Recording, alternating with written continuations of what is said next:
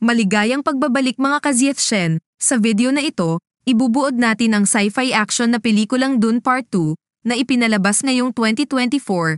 Kung bago ka pa lang sa channel, huwag kalimutan mag-subscribe at pindutin ang notification bell button para updated ka sa susunod na video. Kaya sit back and relax. Ang sangkatauhan ay maaaring maglakbay sa kalawakan sa taong 10,171 at may isang mahalagang sangkap. Ito ay ang tinatawag na spice na matatagpuan lamang sa planetang Arrakis. Dumating sa planeta ang mga maharlika at malupit na tinatrata ng imperyo ang mga lokal sa planeta, na kilala bilang Freemen, na naglalayong kontrolin ang supply ng spice at balak mag-colonize sa planeta. Ang pamilya Harkonnen ang namamahala sa Arrakis sa loob ng maraming taon, ngunit isang araw ay pinaalis ang Harkonnen ng emperador at ang pamilya ng Atreides ang pumalit.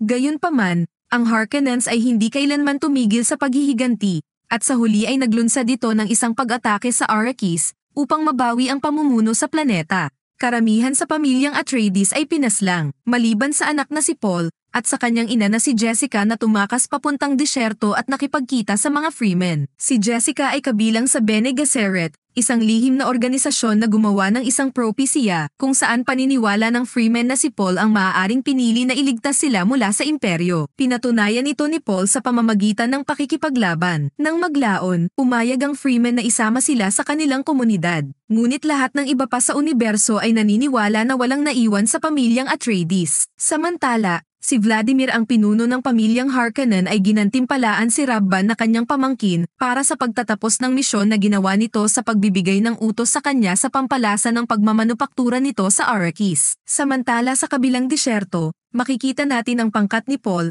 ay nagtatago nang narinig nila ang pagbagsak ng spaceship ng pangkat na mga mandirigma ng Harkonnen. Nag-iwan sila ng isang bangkay at pagdating ng kalaban ng mas malapitan, isang kulog ang nagsimulang tumawag sa higanting mga uod. Naririnig ito ng mga Harkonnen, kaya nagdesisyon ang mga ito na lumipad sa pinakamalapit na mataas na bato upang hanapin ang higanting uod. Ngunit sa sandaling iyon, isang eclipse ang nagpadilim sa kalangitan at ginagamit ng mga Freemen ang pagkakataong bumaril sa mga ito gamit ang kanilang mga sandatang laser mula sa malayo.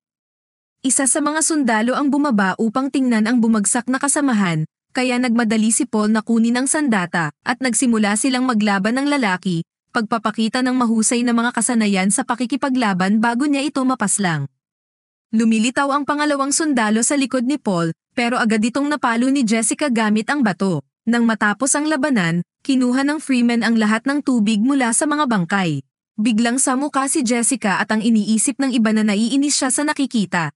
Pero siya ay palihim na buntis. Lahat ng katawan ng mga sundalo ay nakatambak at tinawag ng Freemen ang isang higanting uod at nilabas ang mga ito. Samantala, sinabihan si Rabban ng kanyang alalay na alisin na ang kanyang mga tropa sa mga teritoryo ng Freemen, sapagkat unti-unti na silang nauubos doon. Galit na galit si Rabban, nagsimulang bugbugin ang kanyang alalay habang sumisigaw na natatalo na sila. Nakarating ang grupo ni Paul sa bayan ng Freemen, at maraming mga tao ang hindi nasisiyahang makita si Paul at nag-iingat siya, ngunit may mga lokal na naniniwala sa kanya. Gayunpaman, ginabayan sila ni Stilgar na sinisikap kumbinsihin ng konseho na si Paul ang napili bilang tagapagligtas nila, ngunit hindi sila kumbinsido. Pinagbigyan pa sina Paul at Jessica ng pagkain. Kalaunan tinawag si Jessica para sa isang ayuno kung saan tinanggal nila ang tubig sa katawan ng bihag nila at ibinuhos ito sa loob ng kuweba na puno ng tubig. Pinaliwanag ni Stilgar na tubig na nasa lawa ay gawa ng Freemen bilang tulong sa muling pagbangon ng planeta, at sinabi rin niya na ang kanilang kagalang-galang na ina ay lubhang nanghihina. Gusto ng mga Freemen na si Jessica ang papalit sa kanilang ina, at walang pag-alinlangan itong tinanggap ni Jessica para matulungan ang kanyang anak na si Paul. Gayunpaman, binigay sa kanya ang tubig ng buhay, sapagkat ito ang lason na maging malaya ang kaluluwa ng tao. Kapag natanggap ng katawan ni Jessica ang tubig, siya ay mamamatay. Sinimulan niyang inumin ang tubig, at agad siyang nangisay. Habang ang bata sa kanyang sinapupunan ay nagbabago, naging kulay asul ang kanyang mata at napagtanto ng kagalang-galang na ina na siya ay buntis. Nang maglaon, ang ina ay pumanaw, at nagkaroon ng mga kuro-kuro ang mga Freemen. Ang iba ay nag-isip na isang milagro ang naganap, sapagkat nakayanan ni Jessica ang lason na nagpapatunay lamang sa propesya.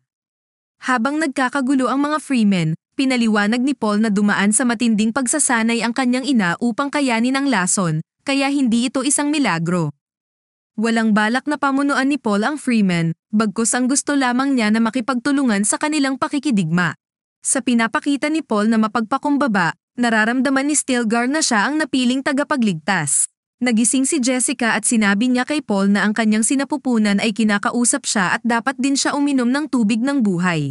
Kalaunan, binigyan si Paul ng isang tolda at pagkain upang magamit niya sa paglalakbay papuntang disyerto, at nang sa ganun makasanayan niya ang paraan ng Freemen. Kasama sa kanyang paglalakbay si Chani, para gabayan siya at maging mahusay pa sa mga bagay-bagay na kailangan malaman niya bilang isang Freeman.